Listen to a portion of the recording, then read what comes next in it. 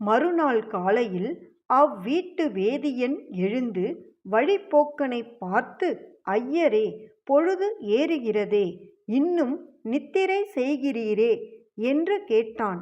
அதற்கு காசி யாத்திரை செல்வோன், எனக்கும் என் சேவகனுக்கும் இளைப்பாக இருப்பதால் 2 நாழிகை கழித்துச் செல்கிறோம் என்று மறைத்துச் சொல்லி உறங்குபவனைப் போலிருந்தான். அப்போது பசுவை கறக்கும் வேலையாயிற்று.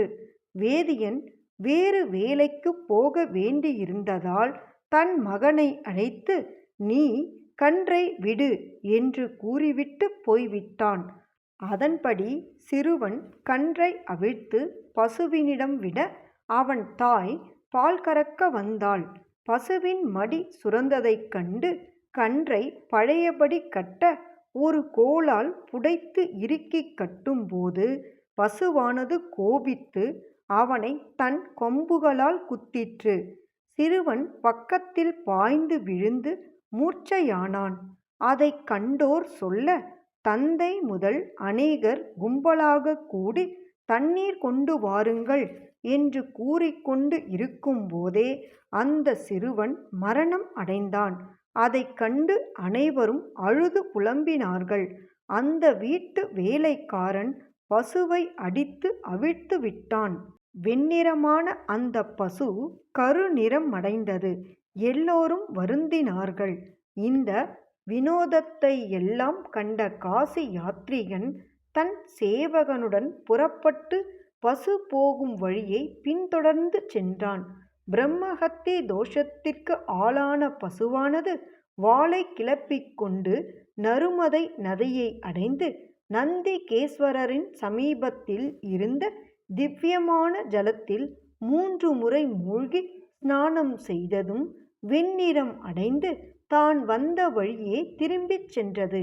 அதைக் கண்ட காசி யாத்ரீகன், ஆகா, இந்த தீர்த்தத்தில் மூழ்கி குளித்தவுடனேயே பிரம்மஹத்தி ஒழிந்ததே என்று தானும் தன் சேவகனுமாக அதில் ஸ்நானம் செய்து நந்திகேஸ்வரரை வணங்கி வழிபட்டு இயற்றிவிட்டு சென்றார்கள்.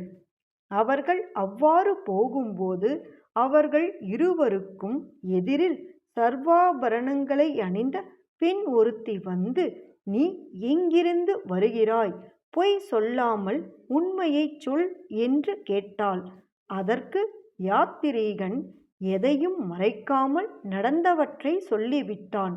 அதன் பிறகு அவள் யாத்ரீகனை பார்த்து, நீ இங்கேயே இருக்க வேண்டும் என்றாள்.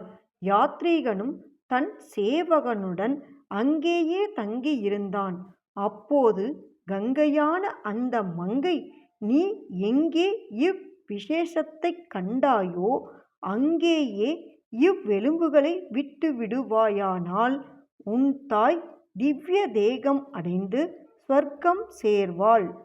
ஒவ்வொரு ஆண்டும் வைகாச சுத்த சப்தமியில் கங்கை இவ்விடத்திற்கு வருவாள். இன்றைய தினம் அந்த சப்தமியாகும். நானே கங்கை, நான் அங்குதான் போகிறேன் என்று சொல்லி மறைந்து விட்டாள். காசி யாத்ரீகன் மீண்டும் நர்மதை நதி தீர்த்தத்திலுள்ள நந்திகேஸ்வரத்துக்கு வந்து தன் தாயின் அஸ்திகளை நதியில் விட்டான். அவ்வாறு செய்ததுமே அவன் தாய் திவ்ய உருவத்துடன் தோன்றி, குமாரா, நீயே தன்யன், நீயே கிருத கிருத்தியன், உன் வம்சத்தை நீயே பவித்திரம் செய்தாய். உனக்கு தனம், தானியம், ஆயுள், வம்ச விருத்தி முதலானவை கிடைக்கும் என்று வரமளித்து நற்கதியானாள். இவ்விதமாக அந்த பிராமணன் தன் தாயின் அஸ்தியை நர்மதை நதியில் நந்திகேஸ்வரத்தின் அருகே விடுத்து தன் யாத்திரையை முடித்து தன் வீட்டிற்கு திரும்பி வந்தான். அன்று முதல் அந்த தீர்த்தம் மானுடருக்கெல்லாம் பிரசித்தமாக தெரிந்தது. ஆகையால் நந்திகேஸ்வரத்திற்கு அருகில் நருமதை நதியில் ஸ்நானம் செய்தால் இஷ்ட காமியங்களை அடைவார்கள் என்று தெரிந்து கொண்டார்கள். மேலும் ருஷிகை என்ற இளம் பிராமண விதவை ஒருத்தி அந்த ஸ்தலத்திற்கு சென்று கடுமையான சிவ பூஜை செய்து கொண்டு இருந்தாள். அப்போது மூடன் என்ற தைத்தியன் ஒருவன் அவளை சிவபூஜை செய்யாது இருக்கும்படி பலவகையாக யோசித்தான். அப்படி போதித்தும் ருசிகை சிவபூஜையை செய்து வந்தாள். தைத்தியன் தன் கோர ரூபம் முதலியவற்றை அவளுக்குக் காட்டி பயமுறுத்தவே அவள் பயந்து சிவசிவ என்று சிவநாமங்களை ஸ்மரித்து சரணமடைந்த தன்னை காக்க வேண்டும் என்று பிரார்த்தித்தாள்.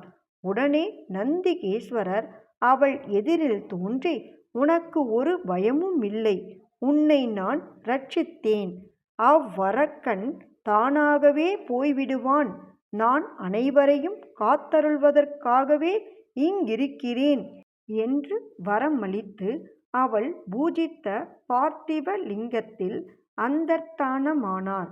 கங்கையும் அவள் முன்பு தோன்றி அவளை பார்த்து, உனக்கு என்ன வரம் வேண்டும் என்று கேட்க, அதற்கு அவள், என் பொருட்டு இந்த தினமாகிய வைகாச சுத்த சப்தமியில் இங்கு வந்து பிரத்யட்சமாக இருக்க வேண்டும் என்றாள். அதற்கு அவ்வாறே இசைந்த கங்கை ஆண்டுதோறும் அங்கு வருகிறாள். ஆகையால் அந்த தினத்தில் அந்த தீர்த்தத்தில் ஸ்நானம் செய்தால் சகல பாவங்களும் விலகி போகும். முனிவர்களே, நீங்கள் கேட்ட சிவசரிதங்களில் நந்திகேஸ்வர மகாமித்யமும் ஒன்றாகும். திருச்சிற்றம்பலம்.